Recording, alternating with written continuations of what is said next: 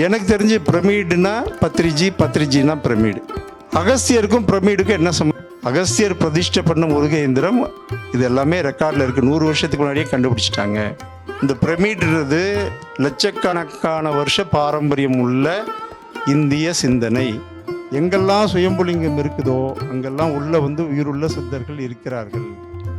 நாகப்பாம்புகள், நாகர்கள் மட்டுமே இருக்கக்கூடிய ஒரு கிரகத்தினுடைய அதிபதி. இப்போ நாகதோஷம்னா என்ன, பித்ருதோஷம்னா என்ன? சாதாரண தோஷம் இல்லை. நாகதோஷம் செஞ்ச லிங்கத்துக்கு தானே அடி இருக்கும். அது ரத்தம் வந்தோடையுமே கிராம மக்கள் பயந்துட்டாங்க. அப்புறம் மூடிட்டு கிளம்பிட்டாங்க. அப்புறம் அந்த ரிஷி எங்கே போனார்னு தெரியல.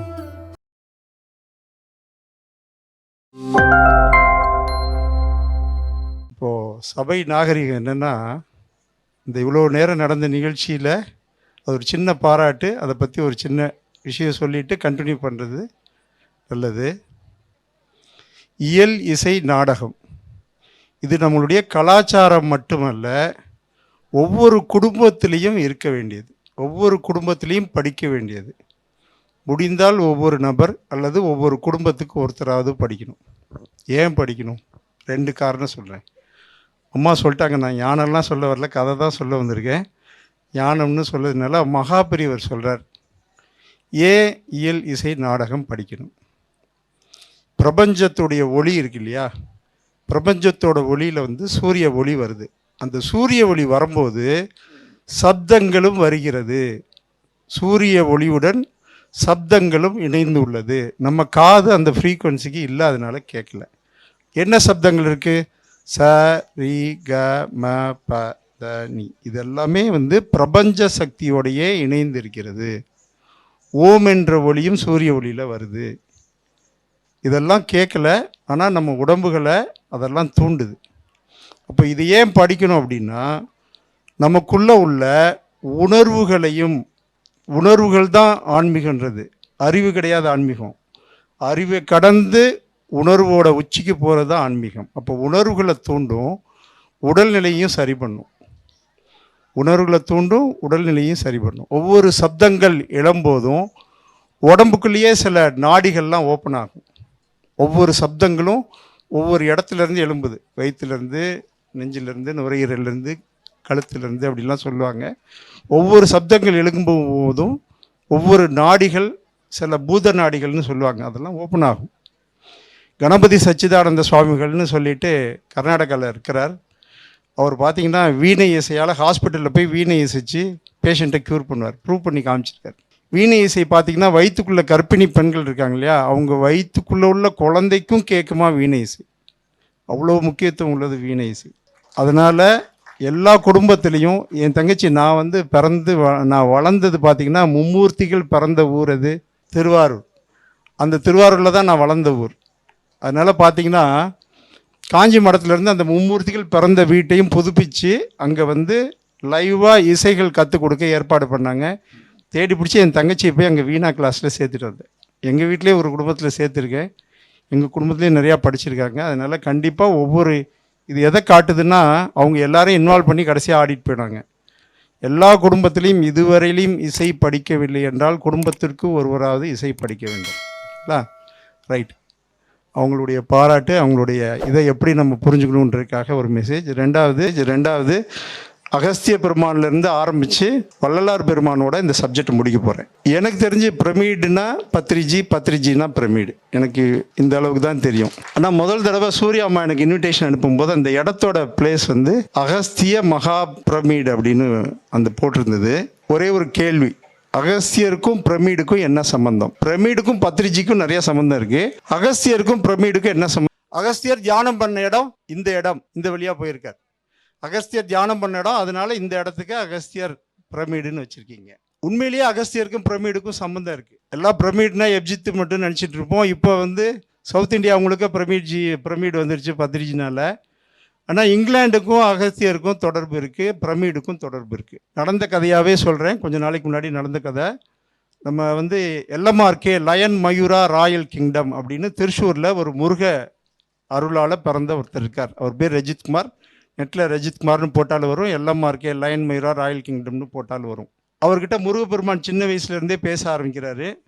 பேச ஆரம்பித்து ஒரு 10-12 வருஷம் ஒவ்வொரு கட்டளையாக சொல்கிறார். ஒவ்வொரு இடமா போக சொல்கிறார். அங்கெல்லாம் போய் பார்த்துட்டு வா, வெளியில் சொல்லாத, நான் சொல்கிற இடம்லாம் போ அப்படின்னு.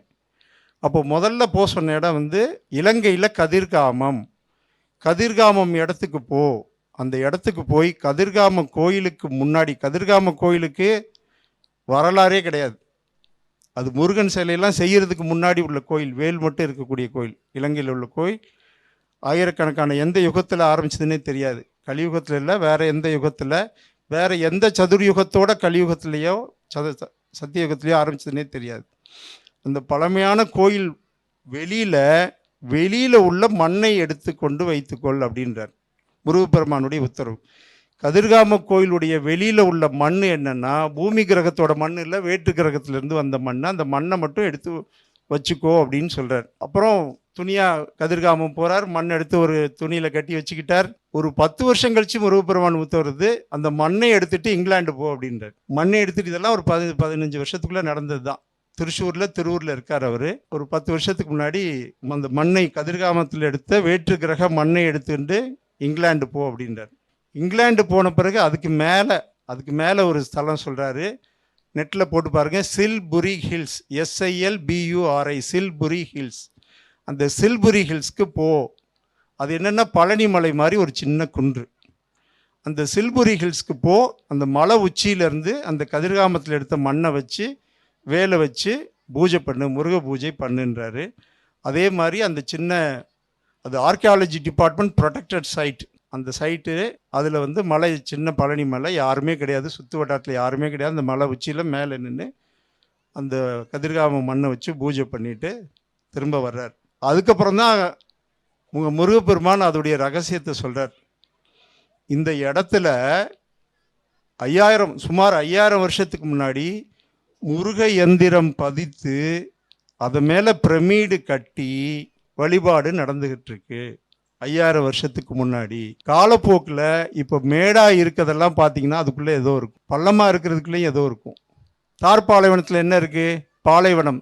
தார் பாலைவனத்துக்குள்ளே என்ன இருக்குது? ரீசெண்டான சில டெக்கேட்ஸ்க்கு முன்னாடி கண்டுபிடிப்பு என்னது? சரஸ்வதி நதி தான் அந்த தார் பாலைவனம் போச்சு. பல 1000 வருஷத்துக்கு முன்னாடி அது வறண்டவனையும் பாலைவனமாகுது.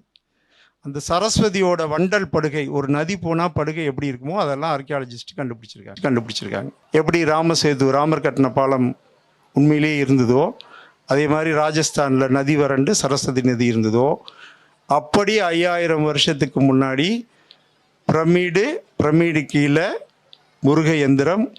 இது அகஸ்தியர் பதிச்ச முருக எந்திரம். அது மேலே பிரமிடு கட்ட சொல்லி, அகஸ்திய பெருமான் கட்ட சொல்லி கட்டினது.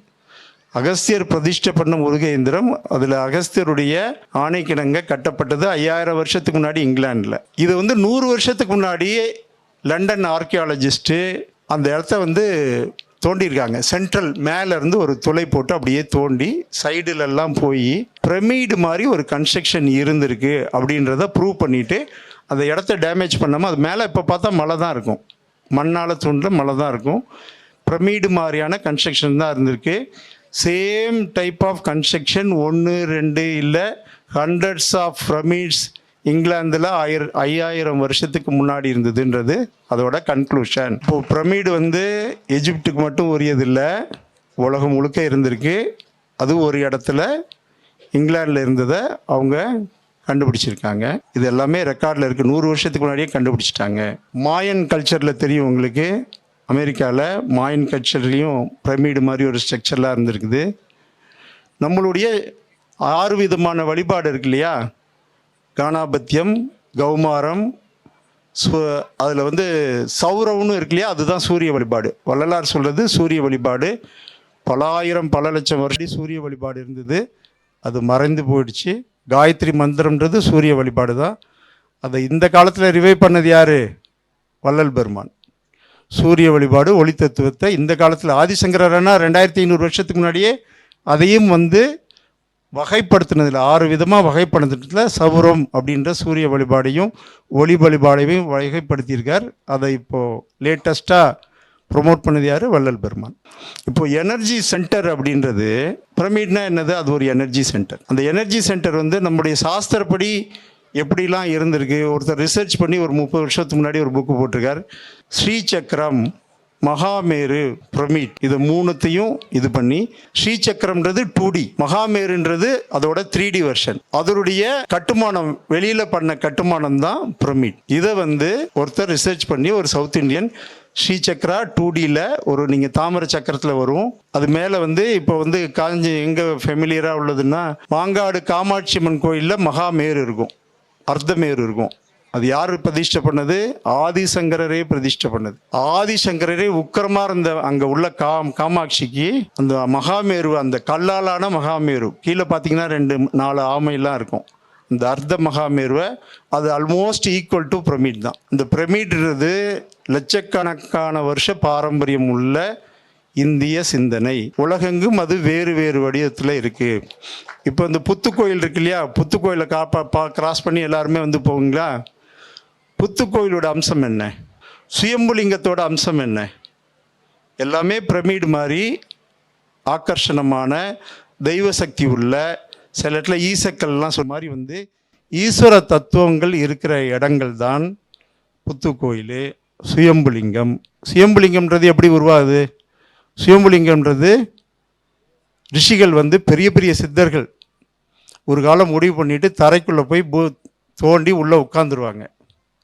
அவங்களுக்கு மேலே உயிரை எங்கே விடுவாங்க? கபால ஓட்டை வழியாக உயிர் போகும். கீழே உள்ள மண்ணெல்லாம் அடிச்சுட்டு மேலே அது லிங்கமாக உருவாகி மேலே இருக்கும். உயிருள்ள சித்தர்களுடைய வெளிப்படையான வெளிப்படுத்தப்பட்ட பகுதி தான் சுயம்புலிங்கம். எங்கெல்லாம் சுயம்புலிங்கம் இருக்குதோ அங்கெல்லாம் உள்ள உயிருள்ள சித்தர்கள் இருக்கிறார்கள். எங்கெல்லாம் புத்து இருக்குதோ அங்கே நாகராஜர் இருக்கிறார், நல்ல பாம்பு நாகராஜர் இருக்கிறார். ஆதி காலத்தில் சிதம்பரம் பற்றி யாருக்காவது கதை தெரிஞ்சதுன்னா, சிதம்பரத்துக்கு நடராஜர் காட்சி கொடுக்குறார். தில்லை வனமாக இருந்தது, அதில் நடராஜர் காட்சி கொடுக்குறார். இந்த நடராஜருக்கு ஒரு பக்கம் பதஞ்சலி முனிவர் நடராஜர் கும்புற மாதிரி இருக்கும், இன்னொரு பக்கம் வியாக்கிரபாத முனிவர் கும்புற மாதிரி இருக்கும்.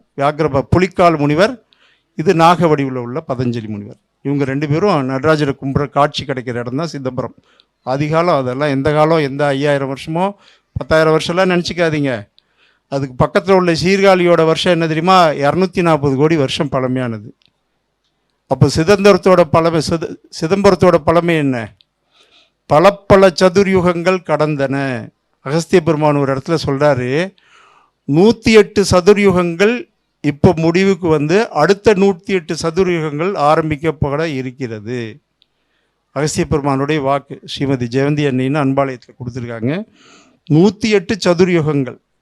ஒரு யுகம்னாலே குறைஞ்சபட்சம் 12,500 வருஷமா, 5000 வருஷமா, 10,000 வருஷமா, 1,00,000 வருஷமா, யாருக்குமே தெரியாது ஒரு யுக கணக்கு எவ்வளோன்றது. 4 யுகம் சேர்ந்தது தான் ஒரு யுகம். அதே மாதிரி 108 சதுர்யுகங்கள் முடிந்து அடுத்த 108 யுகங்கள் ஆரம்பிக்க போகுது. அப்போ எத்தனை 108 யுகங்கள் முடிஞ்சது யாருக்கும் தெரியாது. இந்த பூமிக்கு என்ன வயசு, எத்தனை கோடி வயசு யாருக்குமே தெரியாது. நமக்கு தெரிஞ்ச ஹிஸ்ட்ரியில் உள்ள உதாரணங்கள். இந்த புத்து இதையும் சொல்லிடுறேன் உங்களுக்கு. பிரமிடோட, சுயம்புலிங்கத்தோட, புத்தோட, வள்ளல் பெருமானோட கோயிலோட எல்லாத்துடைய அந்த திவ்ய அந்த ஆக்கர்ஷண சக்தி, ஈசனுடைய சக்தி எப்படி இருக்குன்றதையும் சொல்லிடுறேன். நம்ம பாபாஜி இங்கே இருக்கார் இல்லையா, பாபாஜியை எப்படியாவது கண்டுபிடிச்சானுன்னு இமயமலையில் உட்காந்து ஒருத்தர் 4 வருஷமாக காத்து கிடந்தார். பாபாஜி எப்படியாவது பார்த்துடணும், ஒளிவுடலுடைய பாபாஜி எப்படியாவது பார்த்துடணுன்னு 4 வருஷமாக காத்து கொடுத்தோடனையும் ஒரு நாள் பாபாஜி தோற்றமளிக்கிறார். பாபாஜி எப்படி வர்றாரு? வானத்திலிருந்து பெரிய ஜோதியாக அப்படியே வர்றார், வந்துக்கிட்டே இருக்கார். அது ஒரு கிரகத்தோட பந்து மாதிரி வருது. அந்த ஜோதி வந்து பக்கத்தில் வந்தால் பெரிய பந்தாக இருக்குது, ஜோதி பந்தாக இருக்குது. இவர் பக்கத்தில் அந்த பந்து இறங்குது. இதெல்லாம் நடந்த கதைங்க, புத்தகத்தில் இருக்குது, இது எல்லாமே ப்ரூஃப் இருக்குது. ஜோதி பந்து இறங்குது, அந்த பந்து அப்படியே ரெண்டாக திறக்குது. அதில் பாபாஜி வெளியில் வராரு, இன்னொருத்தர் வெளியில் வராரு, ஒரு ரிஷியும் வெளியில் வராரு. அவர் கொஞ்சம் பாம்பு மாதிரி இருக்கார். அந்த ரிஷியும் வெளியில் வராரு. நீ 4.5 வருஷமாக எனக்காக நான் காட்சி கிடைக்காம போக மாட்டேன்னு சொல்லி இங்கே உட்காந்துருந்தேன், அதனால் பார்க்க வந்தேன். இவர் தான் நாகக்கோள், நாகர்கள் மட்டுமே, நாகப்பாம்புகள் நாகர்கள் மட்டுமே இருக்கக்கூடிய ஒரு கிரகத்தினுடைய அதிபதி. இதெல்லாம் ப்ரூஃப். நம்ம புத்து ஏன் விசேஷம் அப்படின்னா, உலகத்திலேயே சுத்தமான 100% தூய்மையான பிராணி ஒன்றுனா நாகப்பாம்பு தான். அதனால தான் தெரிஞ்சோ தெரியாமலோ யாரோ அடிச்சிட்டாலும் சரி, அந்த தோஷம் என்ன, தலைமுறையாக வரும். ஒரு தலைமுறை இல்லை, 10 தலைமுறைக்கு முன்னாடி ஒரு பாம்பு அடிச்சிருந்தீங்கன்னா ஜோசியக்காரன் இந்த இடத்துல நாகதோஷம் இருக்குன்னு சொல்லுவார். இப்போ நாகதோஷம்னா என்ன, பித்ரு தோஷம்னா என்ன, சாதாரண தோஷம் இல்லை. நாகதோஷம் தேவர்கள்னு சொல்கிற மாதிரி உயர்ந்த நிலையில் உள்ளவங்க. சாதாரணமாக அங்கங்கே நாகப்பாம்புலாம் இருக்குன்னா அதெல்லாம் சித்தர்கள்லாம் அப்படி ஓடிட்டுருப்பாங்க நாக வடிவத்துலலாம். அதனால் புத்து கோயிலையோ சுயம்புலிங்க கோயிலையோ யாருமே சாதாரணமாக நினச்சிடாதீங்க. ஒரு சின்ன உதாரணம், சுயம்புலிங்க கோயிலுக்கு சதுரகிரி உச்சியில் மகாலிங்கம் இருக்கார்.